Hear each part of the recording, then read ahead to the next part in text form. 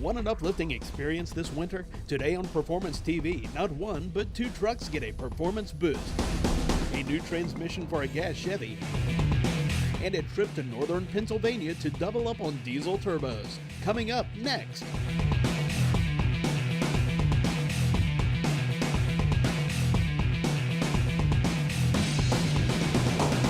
Welcome to another edition of Performance TV. And Tommy, we've got this older Chevy truck here. We're changing the transmission. Looks like you got it out. Got this old transmission out, Kathy. I mean, we're ready to put a new one in it. And I'll tell you what, today we're going to have a guest here. It's called the Transmission Exchange Company, Greg.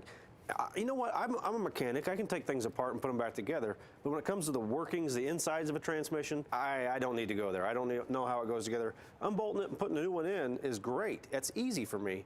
That's what I like about your company. You send me a complete transmission, I send the old one back to you, you take care of it. That's right. We have complete transmissions, and what we're talking about today is a heavy-duty utility transmission for your truck, for your Chevy, GM, Dodge, Jeep vehicle. Heavy-duty utility transmission is an upgrade over your standard transmission that comes with the vehicle. It has heavy-duty bands, heavy-duty clutches. This 96 Chevy even has extra clutches in the critical intermediate clutch. We have a Transgo reprogramming a complete shift kit, which upgrades the shifts to more efficient shifts. They're crisper shifts, but they're not hard shifts. And what this does is it lowers the heat in the transmission by having less slippage and less overlap.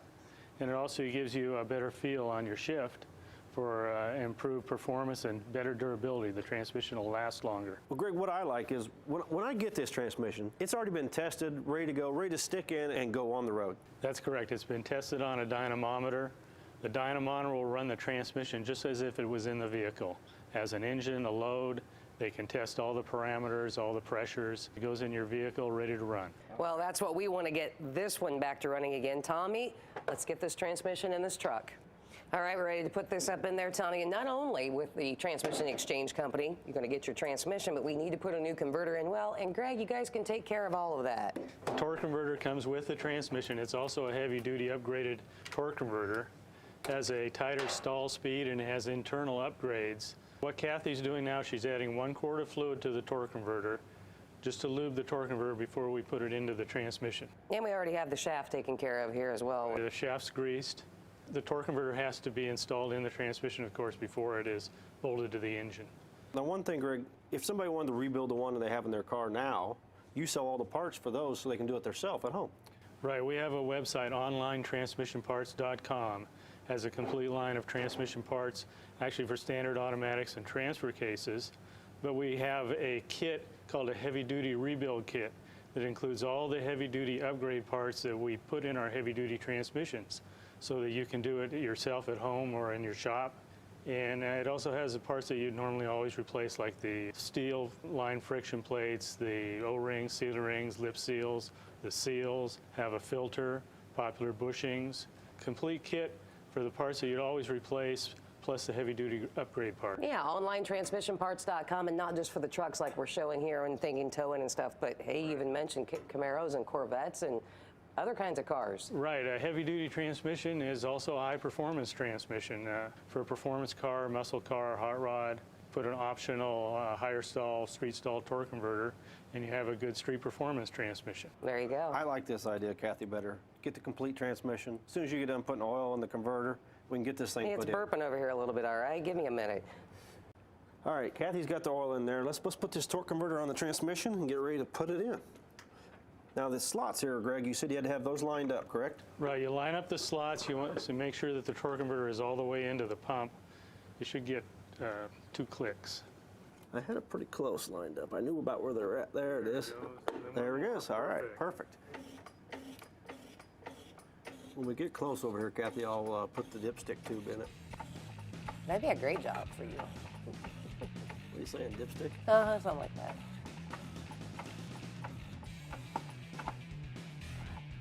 There you go. Go ahead.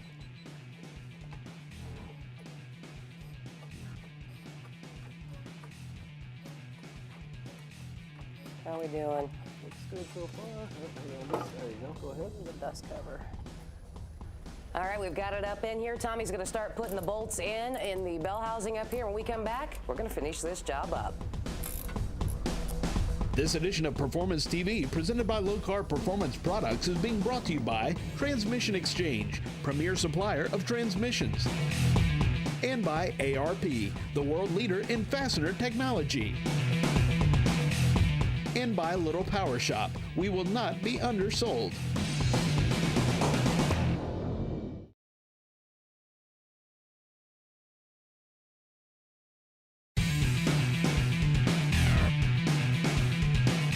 Welcome back to Performance TV. Tommy, how you coming over there? That's good. I got it all bolted up to the engine now, and I guess next step I'm going to start bolting in the torque converter.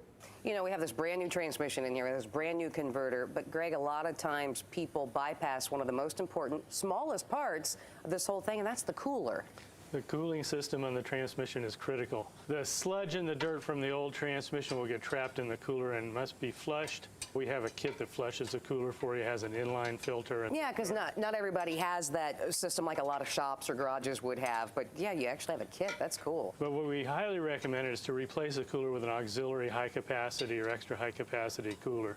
That way you have a completely clean system, you have no sludge from the old transmission, plus you have a lot more cooling capacity than you had with the original OEM. Right, heat is not a friend of anything that has to do with the transmission and converter. Heat is the biggest enemy of a transmission. The number one failure cause of a transmission is always heat, and the number one way to prevent heat is a good cooler.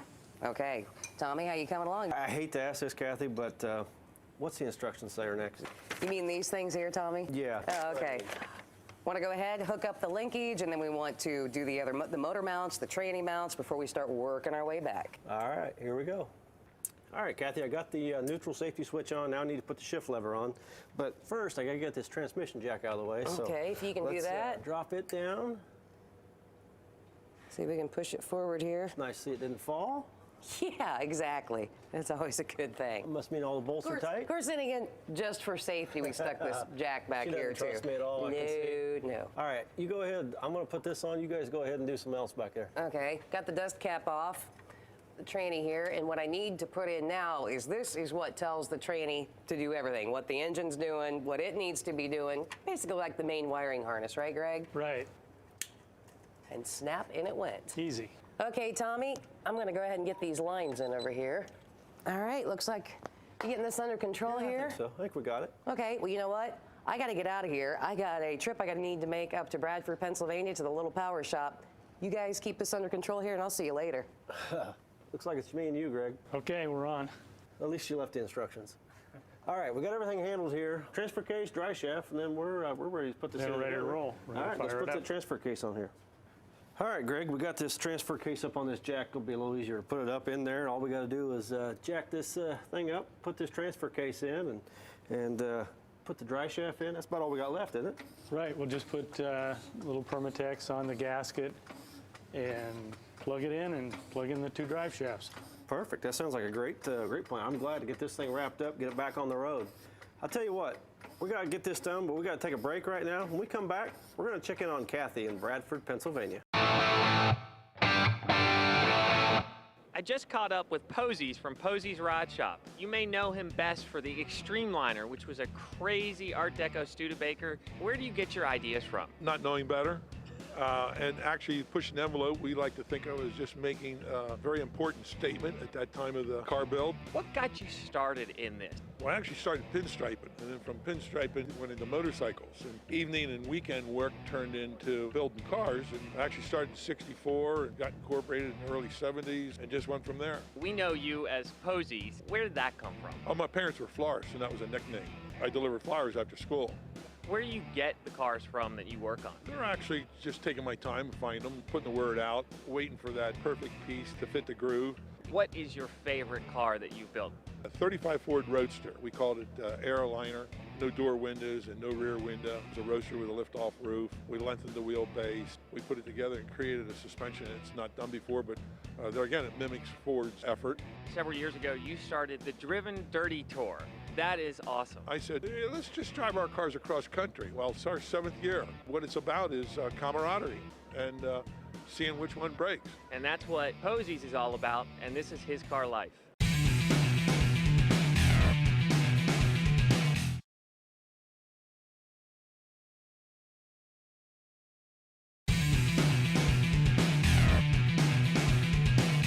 got the last one for you here, John. Oh, welcome back to Performance TV. Told you I was going to head on up here to Bradford, Pennsylvania, and Little Power Shop, and John Anderson and I changing out head studs, the ARP, putting ARP head studs in this Dodge truck here. Why would we want to change the head studs? Well, we installed an industrial injection twin turbo system on this. We just about have that finished up, and we're going to be running higher boost pressures.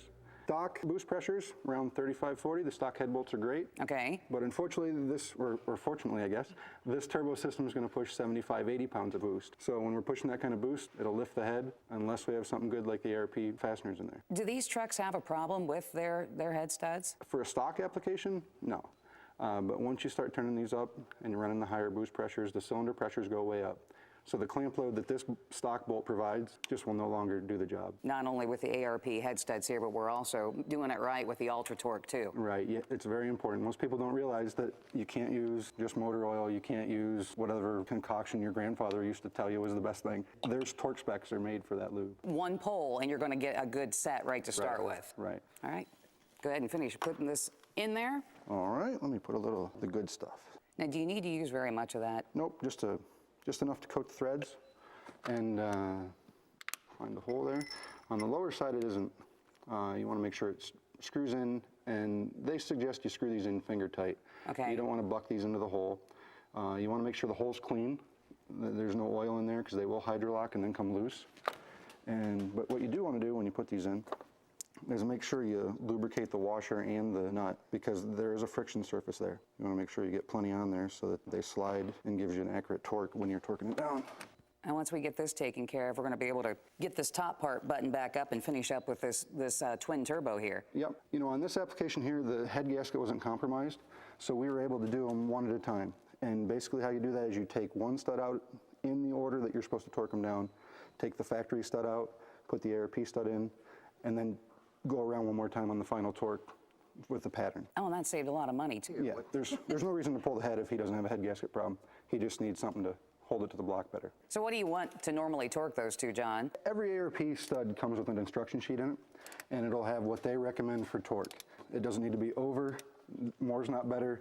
They've figured it out. They know for a certain torque load you need to tighten to that torque spec. These are 125 foot-pounds.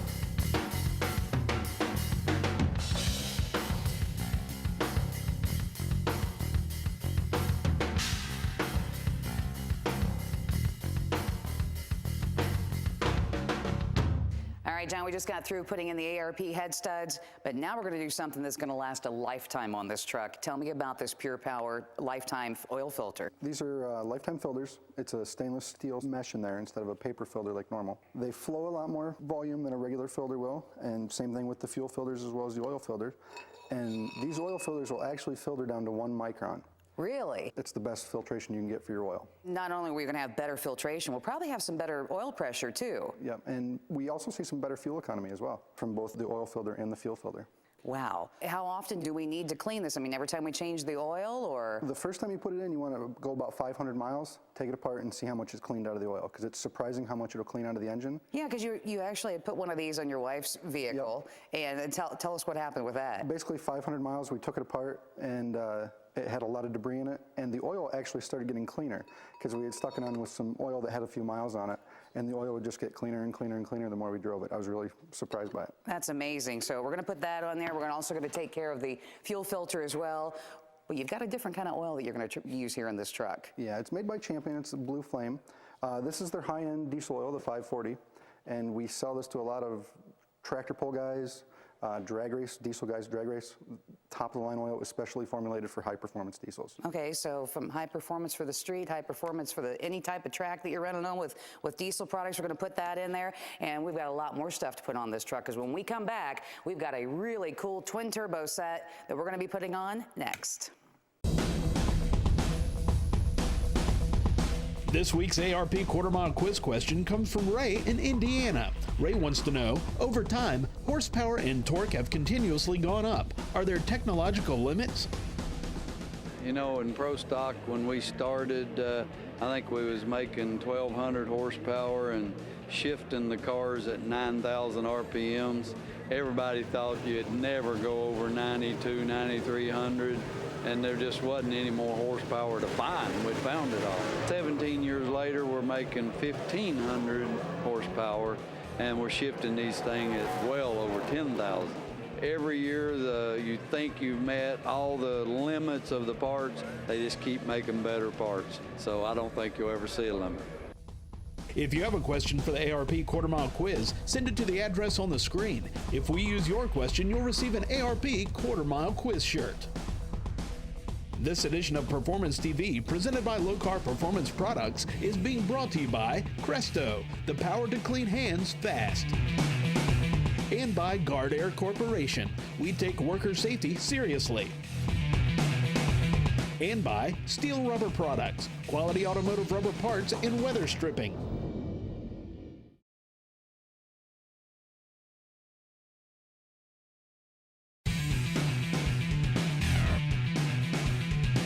Some little light down here. Yep. Welcome back to Performance TV as we continue here at Little Power Shop in Bradford, Pennsylvania. And we've done all kinds of cool things to this truck so far, but this is going to be one of the coolest. All different kinds of turbos that you can do. Why this one? Tell me all about this industrial injection turbo. Well, the great thing about this turbo, it's an add-on system. So basically what we're doing is we're leaving the stock turbo in place. The stock manifold, all the stock plumbing stays put. And we're adding the second turbo on. It's a Borg-Warner S474. And basically we're building a compound setup. Okay, why would you want a dual setup like that? A couple reasons. This truck here, we've modified it previously, and have done larger injectors, a big programmer, so the exhaust gas temperatures are starting to get really high. Yeah, and well, what'd you say? They were up like 1,500? Yeah, this truck would hit 1,500, no problem. Yeah, it's a little high. A little warm. So the customer always wants more power, but he's also worried about when he tows, when he drives hard, the temperatures are too high. By adding this second turbo and building this compound setup, flat out running as long as he wants, it's never going to go over 1,200 degrees. It'll run a lot cooler. And this will add roughly with the exact same fuel, not changing anything else, somewhere in the neighborhood of 50 to 75 horse by itself. And it gives him room if he wanted to step up to a larger fuel injection pump, injectors, whatever, all the way up to roughly, this will fuel to 700 horse. And of course, that's why we changed those studs too. Exactly.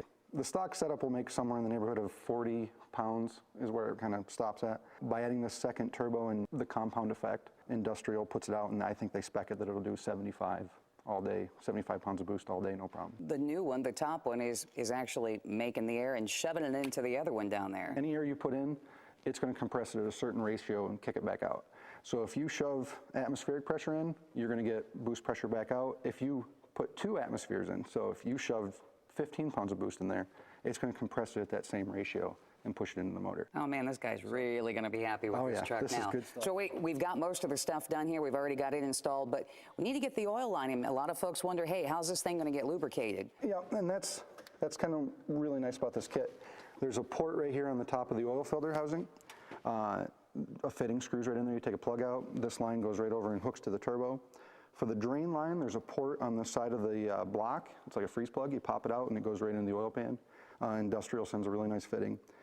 Everything about this kit, super easy. It's one of the nicest kits we've ever done. The exhaust pipe in the back, because the exhaust actually comes out of the small turbo and feeds into this turbo. That's what this pedestal's mounted on. And then they have a new downpipe that goes in the back. It's already preformed. It doesn't hit the firewall. You don't have to smash the floorboards in like some kits we've seen. It's a slick setup. I mean, you can just put this on your truck and it looks factory. Now, I know this guy had to have had a cold air kit on this truck. Yeah, that's... Is that one going to go back in here, John? Nope, the stock ones won't match up to the turbo, because the stock one went all the way down to that lower turbo that now has the outlet of this turbo connected to it. So we need something different that comes off this. And Industrial Injection got with S&B Filters, and they have a custom setup right there that is made specifically for this turbo that bolts right in here. You know, we could have a heat problem back there. Do we have something to cover that up? Yep, we have a, if you want to hand me that. Sure. It's right there. That's what that's Yes. for. Tell me about that. One of the problems we have, especially guys that drag race, sled pull, or tow for an extended period of time, this turbo gets warm. And right here you have really close to the firewall, so you have a heat problem. The other thing, with one of these blankets over the turbo, it also keeps the heat in the turbo and helps it spool up faster. So not only does it keep everything under the hood cool, Dual but it also, purpose. yeah, it also helps with performance. That's actually pretty thick. Yeah, it's heavy duty stuff. Yeah, it is. You can say that's almost It's made to go on there. inch thick, something like that. There's a couple straps that pull it together, so that stays right there. Okay. It stays on. And then all we really have left is that cold air intake. There you go. And then there's 2 clamps right there. As long as you're there, there's a screwdriver just making you work. You want the straight one? Yep. Okay. So got the clamps on there, and like I said, this is custom made for this truck, so it matches the port on the fender where it draws the air. It bolts into the factory mounts for the stock air box. And it looks like it has all of our connectors and everything we need up here Yep, too. and the mass airflow sensor goes back in. All S&B cold air intakes have A see-through. see-through. It's really nice. They're enclosed. You can see when your filter's getting dirty. And this is a washable, reusable filter. Actually want to slide that band under there. Is that the way it's supposed to go? There we go. One of the great things about this kit, in this day and age, with the diesel emissions and the crackdowns, this is going to make your truck run cleaner, less smoke. It's going to increase fuel economy. And pretty much any Cummins, even up to the brand newest ones. Well, that's all we have time for on this edition of Performance TV. Join us next week because we put a lot more power in here. It now needs a new transmission, and we'll install that coming up. See you then.